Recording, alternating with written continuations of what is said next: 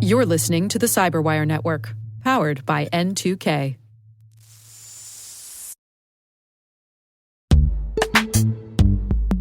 IT pros, are you ready for Cybersecurity Awareness Month in October? If the thought of creating assets and content has you sweating on your keyboard, KnowBe4 has a surprise for you. They've just released a comprehensive new 2024 resource kit featuring their own award-winning streaming quality show, The Inside Man. It's packed with everything you need to make cybersecurity awareness exciting and effective. Stay tuned to learn how this kit can transform your awareness campaign and turn your employees into cyber defenders.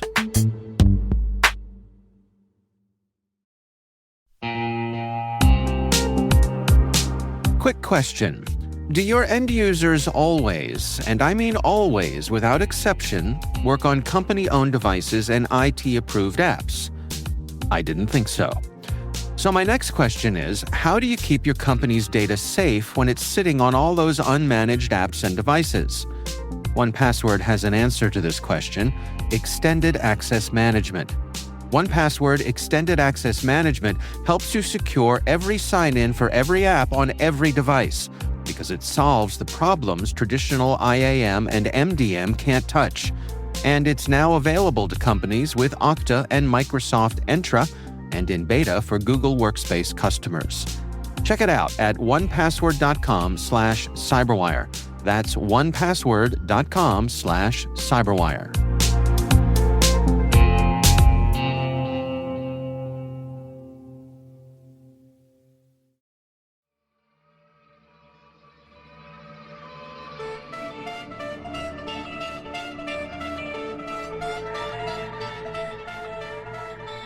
This is the finale of our three-part election propaganda series, where our goal is to help the average American citizen navigate the 2024 presidential election information storm by providing a toolkit that helps distinguish between the deceptive narratives and legitimate content in the ever-evolving world of election security. In Part 1, we covered how propaganda spreads on social media platforms with 5 interlocking and reinforcing agents of the social media machine that I call the pentad: the platform, the algorithm, the influencers, the crowd, and the media. In the second part, we looked at recent and impactful propaganda campaigns from the past decade that use the pentad from both nation-state information operators and domestic world-class influencers.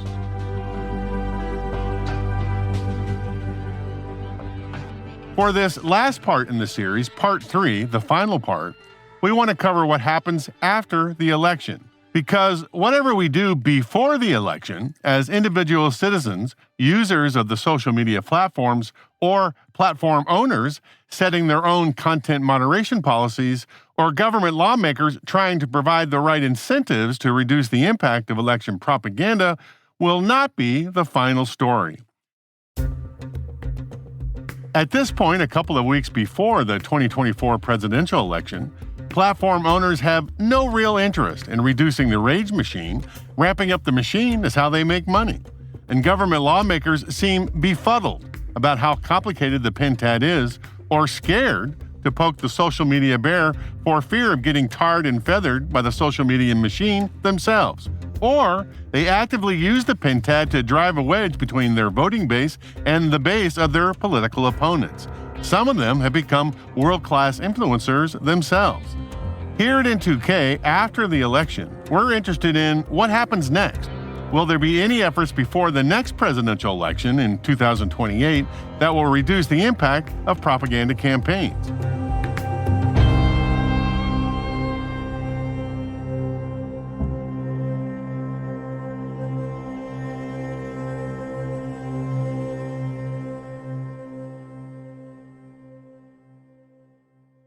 Whenever I want to think about the future so that I can plan accordingly about the possible scenarios, one person that I can rely on to bring his deep reasoning and thoughtful intelligence to the problem is Perry Carpenter.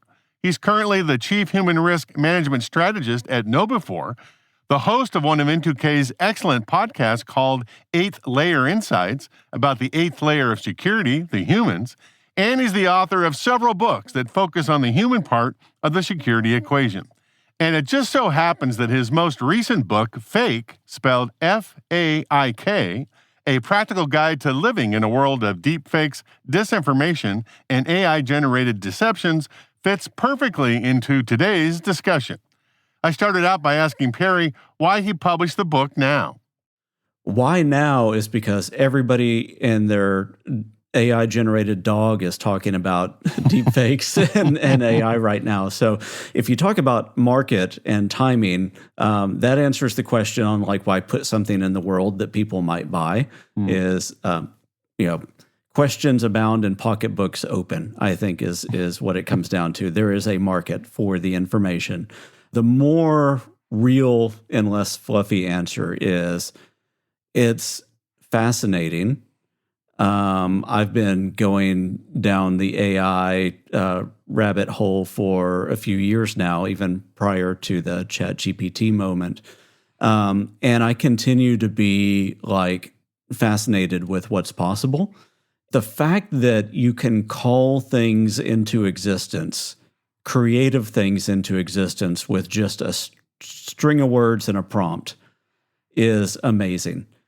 And then where it comes into the book, Deepfakes, Disinformation, and AI-Generated Deceptions, is that this is the kind of the intersection point between a lot of interests that I have and a lot of passions that I have.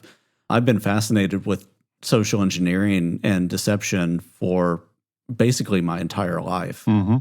And now the fact that we have creative versions of artificial intelligence that somebody with the right mindset and the right creativity can use to deceive entire populations, that's both fascinating, interesting, and terrifying. I said both, but that's three things. Is there a significance to how you spelled it, F-A-I-K? It's really just a play on deepfake as far as the word, but there's AI in the middle of it. So AI is the thing that's driving the fake. But the funny thing is, since then, there have been people that just didn't get it. And they've come up and they're like, does fake mean for all I know? Turns out that is an acronym that is out there. Yeah. And I actually think works as another way of interpreting. Is that real or is that fake? I don't know. It's real for all I know. It's fake for all I know. So you wrote this book, and it's about deepfakes and artificial intelligence. I want to get your sense of kind of where we are today going into the election with that kind of technology. The way I frame it in the book is that I say, and I'm going to use a word that's way overused, but I say that weapons-grade deception is now democratized. Mm-hmm. And so apologies for using the word democratized, but I really think that it captures the moment that we're in. So I think about technology, and especially sophisticated technology, in four different levels. First one is accessible only to nation states. So it takes tons of money, deep pockets, lots of expertise, people in lab coats to run this stuff. Then it kind of moves down to corporate grade. And corporate grade still needs some fairly deep pockets, people that have given their lives to the study and the furtherance of a discipline or technology. Then it moves down to like consumer grade, people like you and me that may have a couple $100 and might invest a little bit of time in a user manual in order to learn something. And then the kind of the final form of that, the full democratization of a piece of technology, is what I would call folk grade. And that means that everybody that has access to a piece of technology, like a smartphone or a mobile device or a laptop, can use that thing, and it's usually $0 to $20 a month. It's the equivalent of MS Paint being on every desktop. And there's probably a free version somewhere. And there are free versions. And what we've seen is that with even the free versions, you can create a weapons-grade deception right now. And the quote-unquote tells that many people believe that they see can be eliminated just by rolling the die of the generation a few more times, or simple improvement over a couple months of the technology. So I think we're at the point where, and it's confirmed by research, what they saw last year, 2023, was that even if you told people that within the next 5 videos they would see a deepfake video, only about 21.3% of the time, if I remember right, could they accurately tell which one it was. So they would accurately identify it just over 20% of the time, and then also they would misidentify it about 20 to 25% of the time, which means we don't know what's real anymore. That reminds me of that. It has nothing to do with what we're talking about. It reminds me of that video was popping around the internet, I don't know, 5, 6 years ago. The idea was there was a bunch of guys and gals playing basketball underneath a bridge, and they wanted you, the task was to count the number of passes between the players. And so the video goes on for a couple of minutes, and then at the end they said, how many passes? And, we all make our guesses. And then they said, did you happen to see the juggling bear on a unicycle go across the screen? And, nobody did, because they didn't notice it was going on. Right? That seems very apropos to what you were talking about here, is we don't notice the deep fakes as they're happening before our very eyes. We don't. The experiment you mentioned is based on a really famous one by a guy named Daniel Simons called The Invisible Gorilla, and there's a book based on that as well that goes through all of those little cognitive leaps that we make where we don't see what's right in front of us, and framing effects and cognitive bias and everything else that goes along with that. So it's fascinating studies in that area of what we just miss. The thing that I'm telling people more and more is that because we're living in a world or stepping into a world where we can't tell what is AI generated and what's not, because even quote-unquote reality now has the fingerprints of AI on it. I mean, your Instagram feed that has everybody with whatever filters they use to make themselves look better means the fingerprints of AI are on everything that we have right now. And especially as you have, AI enhance and every tool that's out there, from LinkedIn to Microsoft Word to Google Docs and so on, every bit of text is going to have the fingerprints of AI on it. Every video is going to have fingerprints of AI. So the question that I care less about right now is the thing that I'm looking at in front of me real or fake? Because chances are we won't be able to tell. Because it's blurred so much now, is what you're saying. Yeah, right? yeah. There's so much. There's so much blurring of what reality is. So I care less about that question. I care more about the question of, what is the story that this is trying to tell me? What's the message? Why? Yeah, what's the message? Why did it land in front of me? Who stands to gain? Who stands to lose? What emotions am I feeling when I'm looking at it? What emotions might somebody be wanting to stir up in me? And then what do they want me to do with it based on that? Or what do they want me to believe based on that? So let me restate what you just said, Perry. So I want to make sure I have this right. We pretty much can't trust whether a video or a picture or text or quotes or any kind of communications medium was generated by a person. It's all being touched in some way by some artificial intelligence engine. And your point is it doesn't really matter anyway. Just assume all that's faked up anyway. Consumers of that content just need to pay attention to the message. I think it's two ways. So there's let me look out at the piece of media and start to try to disambiguate what that may be trying to make me do or believe. And then let me introspect as well and ask myself, is confirmation bias at play? Am I being emotionally riled up in some way? Is there maybe some little bit of ignorance or confusion or something else that may be being played on about the way that I understand technology or the world to work? And then is there some kind of wedge that's being driven? Like you mentioned, the us versus them type of mindset. Is somebody trying to play on that in some way? And I talk about just reflecting on that, what I call the 4 horsemen of online vulnerability in the book. And they are the confirmation crusader, which is confirmation bias, the emotional tempest, which is that inflamed emotion, fear, urgency, anger, disgust, all those kind of things. The digital naive, which is just digital illiteracy, so confusion or not knowing what's possible. and the sower of discord. So polarization, us versus them, pulling people apart. When you can see a combination of one or more of those things, then it's very likely that somebody's trying to sell you a story. So that's this election. And I know we're all worried about this election, but, this is just the beginning. Like you said in your book, we're here with AI today that's very similar to where the Wright brothers accomplished the first flight, right? Which I love. You mentioned that in your book. It's all been pretty amazing, but it's just starting, all right? There's going to be elections here in the States in 2026 and the next presidential elections in 2028. I'm going to ask you to look into your crystal ball here, Perry, and say, where do you think we're going to be, say, in 2028 for the next election?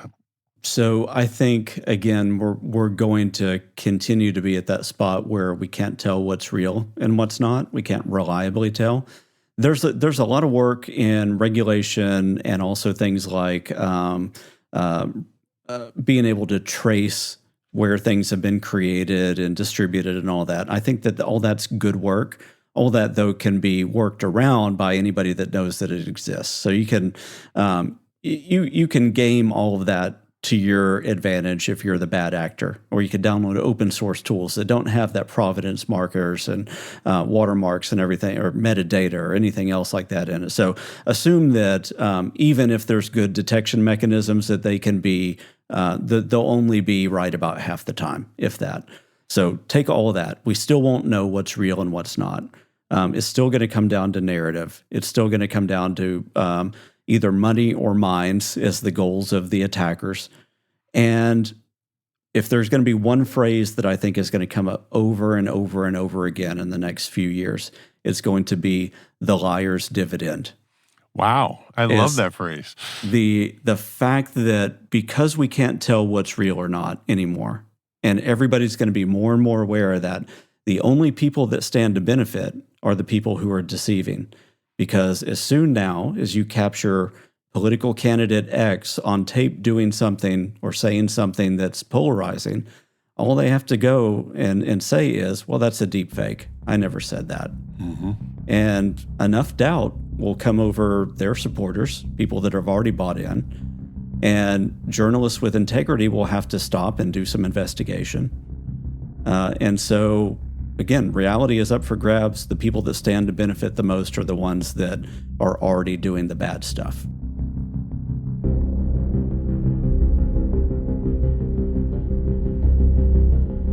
Admittedly, I'm pretty naive about this, but I've had this crazy idea for a long time now that we already have the technology to protect us from deepfakes. If the originators of content, be it audio, video, or even just plain text, cryptographically signed everything, we would know immediately if that video of President Howard saying something stupid was from him or from one of his opponents. That technology has been around since the late 1970s, and it essentially allows us to drive internet commerce. Surely we could find a way to use it to help mitigate deepfake content generated by AI systems. So there's several different ways to cryptographically sign or watermark, add some kind of special fingerprint to something. Almost all of those can be bypassed or obliterated as soon as you know that it exists. How do you bypass a signed file? How do you just... Well, you do a screen grab of it instead, and you distribute that. Because the thing that matters to people is not necessarily whether the file's legit, it's the story behind it. I totally get that. All right. Yeah. But my point is that if we somehow magically train our population to look for the digital signature, and if they don't find it, then they need to be more suspect of where that content come from. I agree that's a long ways from where we are today. But I don't know that we get there, though. And I'm not trying to be disagreeable on this. I'm just trying to think through the way that most people work, because when you live in a society that is essentially meme-driven, right? Everybody's taking screen grabs of stuff. Everybody's finding different ways to rip videos and share them their own way. You can easily just obliterate any watermark. You can obliterate any cryptographic signage because people just don't care about it enough.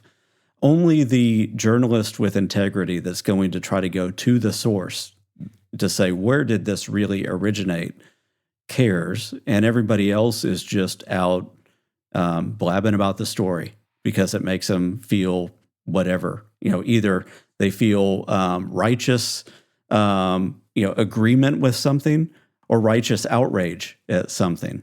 And that's going to fuel, I think, everybody way more than trying to get down to the bottom of the legitimacy of whatever file is there. Because for them, seeing is, I'm not even going to say believing it, seeing is whatever they want it to be at the time. Well, assuming that my simplistic solution is the solution we should pursue, what you're just saying is people don't want that. They want to throw the crazy video into the ether and let people react to it. Yeah. Do we get there by some? Yeah, go ahead. I was going to say, I don't think it's that they don't want it. I think they want it when they agree with the outcome of it. Yeah, that's exactly right.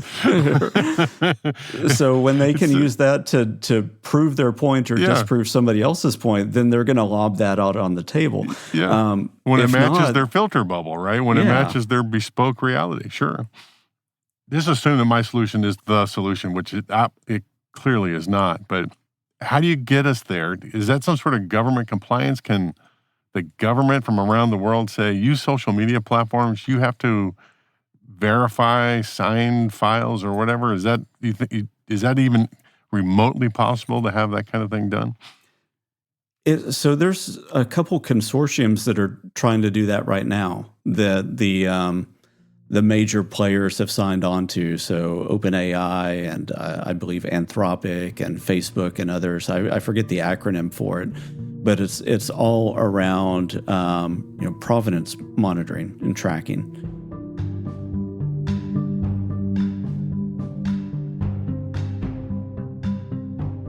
As an aside, I found two organizations working on this research: the Coalition of Content Provenance and Authenticity, with members like OpenAI, Google, and Meta, and Project Origin, with members like Microsoft, the New York Times, and the BBC. And so I think that's, the work is being done not only by the people that are running these large models, but by government agencies as well, trying to figure out how to regulate it. The biggest problem is, of course, the open source community can make all that null. And that you can just download your own model of whatever to your own machine. If there's some of that in there, you could strip it out of the code, or you can just find uncensored, unmoderated models of all those things and still create whatever you want. So it kind of solves the problem for the people that want to play the game because they're capitalist. They're trying to build a product. And work within a capitalist society on that. They're not just taking the anarchist route and trying to do it that way. So I think that what it will help solve is to take it back into like the regular cybercrime world. Is it solves crimes of convenience? The opportunistic people that don't necessarily know that those things are there, and they're trying to create their bit of disinformation or whatever and spin that out. And then you can easily disprove that. For somebody that's motivated or funded, then I think it still doesn't really help. So that's why I hear you saying by the next election, the 2028 presidential election, we shouldn't be expecting help from volunteer work by the platforms, nor should we expect help with compliance regulation to make them do anything. That's not going to be there, right? So that brings it back to the normal citizen consuming content. And I asked you this before, is there anything that Americans can do to protect themselves, not only in this election, but going forward? And I was looking for something along the lines, 5 easy ways to spot deepfakes. Yeah. But you say that in your book, that the idea of that working, and I love this quote, Perry. It's such a great thing. Doing something like the top 5 list is as effective as trying to staple water to a ghost. That is fantastic. I had a couple people mention that to me. Yeah, and I was looking for the right metaphor. I think you found it. And it just continues to escape you because you can't say like, well, if it's a deep fake because you can look at the fingers, or you can look at somebody's hair, or you can look at the text. None of that is reliable, even when people were mentioning that, because you can just roll a few more generations till it's good enough.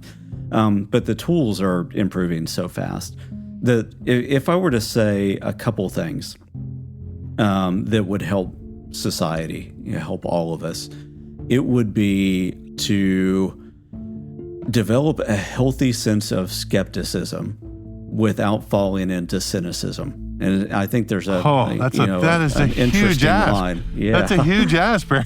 I know, because you don't want to be debilitated by the realization that there's not much about the fact that AI is advancing and the world is going to be this mishmash of both real and fake stuff, and you can't really tell the difference. But you can learn to look at everything through a little bit of a lens of skepticism.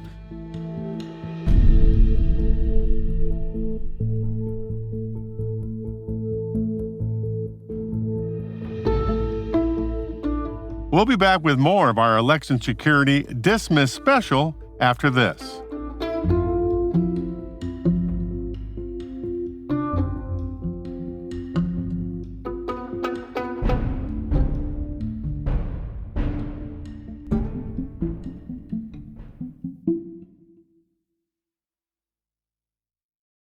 During this three-part series, we've enlisted expertise from a number of very smart people who have been thinking about the problem of election propaganda for a very long time.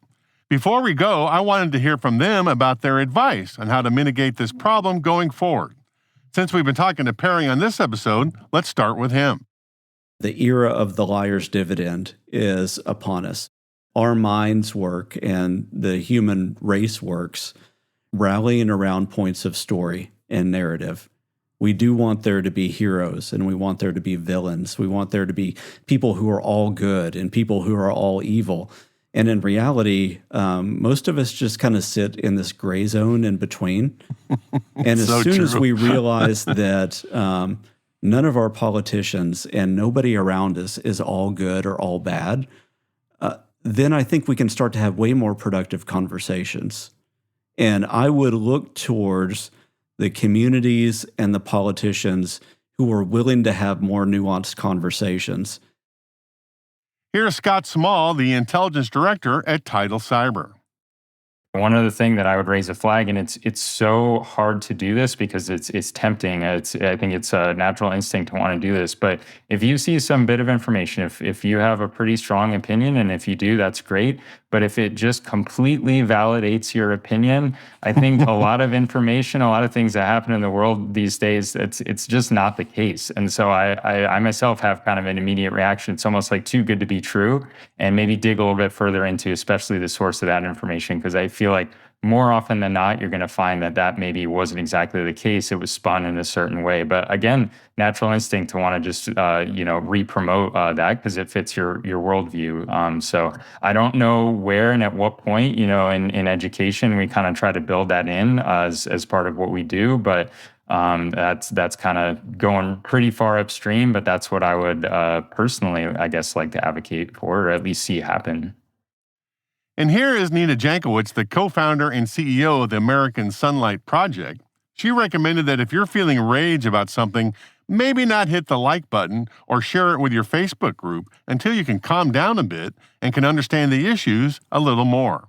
Yes, as the Gen Z kids say, they say, go touch grass, go outside, go for a walk, try to, if you're still thinking about it in 5 minutes, by all means, engage, see who else is sharing stuff like that, see what motivates them to share content, if it's all similarly salacious, but try to take a pause before you do, as they say, pound that share button. Remembering the humanity of the person behind the screen or at the Thanksgiving dinner table, as it were. We all are part of this country. We love this country. That's hopefully why the emotions are running so high right now. And I think rather than fact check crazy Aunt Sally or crazy Uncle Bob over your Thanksgiving stuffing or what have you, The best thing to do is ask questions, right? When we look at the literature, the psychological literature behind bringing people back from extremism or, fact-checking disinformation, it's much better to say, "That's really interesting, Uncle Bob. Why do you believe that? How'd you get that information?" And saying, to use the QAnon conspiracy theory as an example, a lot of people who are into QAnon were actually legitimately concerned about child trafficking. Sure. They made the leap and then eventually ended up in this, crazy blood drinking Pizzagate situation. But, they were legitimately concerned about it. And so understanding what motivates them to seek that information out and then having, again, a really sympathetic conversation about, okay, it's really admirable that you care about that. Have you looked at other sources? Not necessarily saying you're wrong and certainly not leaving a comment on Facebook or Twitter or anything else. That's let me fact check that for you. That's not going to get you anywhere. Nobody wants to be proven wrong in public. So have that conversation in private, one-to-one or via a DM or on the phone. And again, remember that we're all hopefully working toward something that is a better, more democratic future for America. We're all Americans. Right? Yes, so. Exactly. And if I can be so bold as to offer my own advice, if you're the average American, you should really consider voting. I'm probably speaking to the choir here. If you're listening to this third part of a 3-part series on election propaganda, I think the chances are high that you're going to vote. But let me make an impassioned appeal to the folks who are not. And I know, nobody wants to hear another podcaster, especially a cybersecurity podcaster, talking about the importance of voting. What the hell do I know about anything? And at this point in your life, you're either I vote in every election because that's what I do kind of person, or I'm so disillusioned with the political system that I can't be bothered kind of person. There isn't a lot of wiggle room between the two. But for me, voting is about being an appreciative citizen and not taking for granted the privileges won by the spilt blood of our ancestors. It's about giving back to the community in some small measure in order to preserve these rights that men and women thought were so important in our country's history that they were willing to lay down their lives for it. I vote because the idea of one person, one vote is perhaps the cornerstone to our participative democratic republic, a thing we can all point to in our aspiration to the American exceptionalism ideal, and I don't want to take it for granted. I vote because it took the country over 200 years to establish the one person, one vote idea through one awful war, the Civil War, 5 constitutional amendments, numerous national laws, and continuous attacks to limit the franchise. I vote because of all the contentious issues that lay before us as a nation. The act of voting is the one thing that we do together to address those issues. Voting is precious to me, and I never want to lose the privilege. I vote because I refuse to abdicate my only direct way to influence the process. I vote because, for me, it's about the example I set for my own children as a man standing up for my country. On 5 November 2024, the American people will vote for the next president of the United States. The choice is between Vice President Kamala Harris and former President Donald Trump. Just a month before the election, Nate Silver, the renowned politics and sports forecaster, famous for his accurate predictions in the 2008 presidential election, forecasted that the 2024 election is essentially a statistical tie and will not likely change at all before the American people go to the polls. What that means is that this is now a game of inches. The two sides are entrenched and equally matched. Nobody is going to change their minds between now and 5 November. The winning candidate then will be the politician who convinces more people from their side to actually vote than the candidate that loses. In a country of over 239 million eligible voters, the winning candidate will likely only have 5 million more popular votes than the loser, just 2%. Let me say that again. The election is going to be decided by just 2% of the population. Whatever side of the political spectrum you lean towards, don't you want the bulk of that 2% to be from your side? But politics aside, I'm appealing to those I'm so disillusioned with the political system that I can't be bothered people. I hear you. With all the political shenanigans that we have witnessed in our lifetime on both sides of the political aisle, nobody can blame you for wanting to wash your hands of the entire process. But I'm reminded of a quote from Keith Ellison, the current Minnesota Attorney General. He says that not voting is not a protest, It's a surrender. Let me just say this. Of course, our political system is messy and unsatisfying. It's run by people, and people are messy and unsatisfying. But these same people, these Americans, are also my people. I love them all, despite the fact that half of them don't agree with me about how to do things. Maybe especially because of that. In the 2020 presidential election, voter turnout reached an all-time high, almost 66%. For me personally, though, when this election is over and half the country is angry about the outcome, I don't want to be home thinking to myself, what else could I have done? As Thomas Jefferson said, we do not have government by the majority. We have government by the majority who participate. The one easy way to participate, to oblige our civic duty, is to vote, to push down our disillusionment and disappointment with the system and cast a ballot with one of our people, regardless of how messy and unsatisfied I am with them.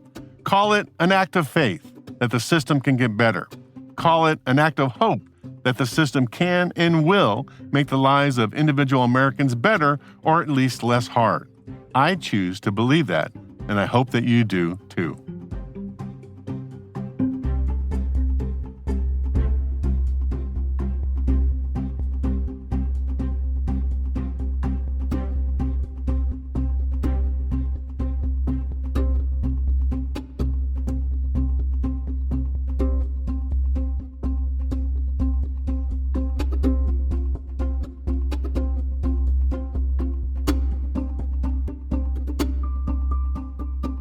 Before we close this out, I wanted to bring in N2K CyberWire's executive editor, Brandon Karp, who, by the way, also was one of the editors of our First Principles book, to talk a little bit about why we chose to do this series when it really, strictly speaking, isn't about cybersecurity at all. Here's my short conversation with Brandon. So, Brandon, we started talking about doing this series, I don't know, in early summer, right? Mm-hmm. And I'm wondering if you want to talk about why we thought we needed to do that. Yeah, well, obviously moving into the election season in the United States, but also broadly speaking, this year was called the year of elections globally. I mean, it was something, I don't have the exact numbers, but something like 60% of the world's population were electing new leaders this year, which to me meant the information environment was going to be lousy with misinformation and disinformation, bad information, unusable information. And when I think about our role, really our responsibility here at CyberWire, what we try to do is make it easy to stay at the cutting edge and stay in the know, but more importantly, make it easy to make good decisions, right? That's at the end of the day why we do what we do here. And so when you and I were talking about just interesting content series that we could work on this year, this kept coming back up in my mind as something that would be very important for us to do as trusted information stewards in our community. Well, we talked about too in the first episode. We were mentioning that one our official model is finding the signal out of the noise, right? And yeah. I realized this topic is. Well, you're smiling at me. What is that not correct? No, that is correct. It's funny because I hear so many organizations use that phrase, and it's almost lost its meaning. Yeah. Which is unfortunate because it's deep, right? It's more signal, less noise. It's finding the signal in the noise, which is what we try to do every day. And as executive editor, that's my goal. Is everything we put out there in the information sphere is hopefully more signal than noise. But that is exactly our motto. Well, and also this topic, election propaganda, is not really cybersecurity, and we're all about cybersecurity. But we said in the first episode, it's sort of cyber adjacent. Right. And we're talking about the integrity of our election process, and then couple that with the find the signal from the noise. It seemed like an obvious thing to do. Yeah, I mean, in my mind, the information domain is part of the cyber domain. Yeah. And so, yes, it's adjacent to cybersecurity from a technical perspective, but in terms of an operational perspective, anyone working in cybersecurity or working on all these digital systems needs to take into account the human element and the information element of the cybersecurity domain in order to do their job well. So to me, providing the industry a toolkit, which you did in episode 1, and then started applying that toolkit in episode 2 and now this episode 3, is important, just broadly speaking, for anyone who's going to work in modern society. Well, and we also said, I think what pulled us over the edge, right, is that we didn't want to get to the end of the election season and all of us wander on the backside of the presidential election and say to ourselves, man, we didn't do enough to highlight, important issues like this one. So I think that's what pulled me over the edge. What about you? Yeah, it was that. It was, early this year when the Stanford Internet Observatory, that whole story came out that they were shutting down. And that organization was shutting down because partly driven by misinformation and disinformation. Totally. We talked about it in episode 2 pretty hard, right? They totally shut down by that whole mechanism that we described in 1, in episode 1. Yeah, just horrible and sad. Right. It is sad, right? Because this world is getting more complex, right? The amount of information in the world doubles every 18 months, which means that no one can keep up with that. And so if we're losing our sources of trusted information, our trusted information providers, if we can no longer agree on what is true, what is fact, that's really scary. And so, to me, being in this environment, being a trusted source of information, I thought it was our responsibility to put together a little toolkit and a little information on just how to operate, how to survive, what's the survival kit for a layperson in this information environment. And I think that you did a particularly good job of keeping it focused on that mission of more signal, less noise, of we're all just trying to do good work here. We're all trying to survive and do right by our friends and our families and our coworkers. And so how do we live in this digital world and not get confused and manipulated and turned around and used by those with malicious intent? Well, I think that's a good way to end it. Thanks, Brandon. Okay, we appreciate you coming on and telling us how to do this. Thank you. Yeah, of course. And thank you, Rick, for everything you've done, pulling this together and for CyberWire. I think that this series especially is something that can live on far beyond just this election series that we can keep revisiting, which is how do we at CyberWire provide you, the listener, with the best information possible so that you can make good, trusted decisions that you're confident in, that you're making a good decision for yourself, for your team, for your organization, for your family. And at the end of the day, that's what we're trying to accomplish. Excellent. Thank you, sir. Thank you.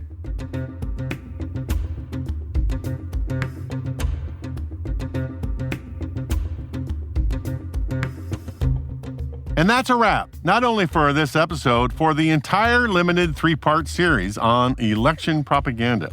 It was brought to you by the N2K CyberWire, where you can find us at thecyberwire.com. On the show notes page, I've added some reference links to help you do more of a deep dive if that strikes your fancy. And like I said last episode, believe me, the well is deep here. We've just barely scratched the surface. I've also included the timeline of the 5 constitutional amendments and numerous U.S. national laws concerning the act of voting. If you're a history buff, give that a look. Also, don't forget to check out our book, Cybersecurity First Principles, a reboot of strategy and tactics that we published in 2023. And by the way, we'd love to know what you think of our show and especially this series. Please share a rating and review in your podcast app, but if that's too hard, you can fill out the survey in the show notes or send an email to csop@n2k.com. We're privileged that N2K CyberWire is part of the daily routine of the most influential leaders and operators in the public and private sector, from the Fortune 500 to many of the world's preeminent intelligence and law enforcement agencies. N2K makes it easy for companies to optimize your biggest investment, your people. We make you smarter about your teams while making your team smarter. Learn how at n2k.com. I want to give a special shout out to 2 people especially that helped me put this thing together. the extremely talented Elliot Peltzman, who's in charge of all music and sound quality. Really nice job, Elliot. And the fabulous Liz Stokes, who produced the entire series. Way to go, Liz. But as you know, we have a wonderful team here at N2K of really talented people doing insanely great things to make me and this show sound good. I think it's only appropriate that you know who they are. I'm Liz Stokes. I'm N2K's CyberWire's associate producer. I'm Trey Hester, audio editor and sound engineer. I'm Elliot Peltzman, executive director of sound and vision. I'm Jennifer Iben, executive producer. I'm Brandon Karff, executive editor. I'm Simone Petrella, the president of N2K. I'm Peter Kilpie, the CEO and publisher at N2K. And I'm Rick Howard. Thanks for your support, everybody. And thanks for listening.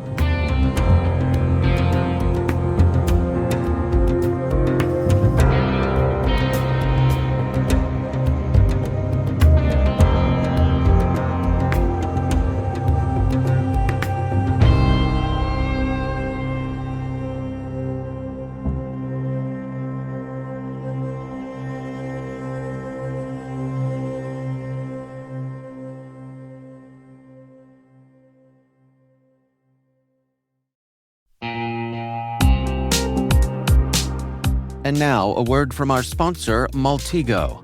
Maltego's all-in-one platform for OSINT and investigations speeds up complex investigations from hours to minutes.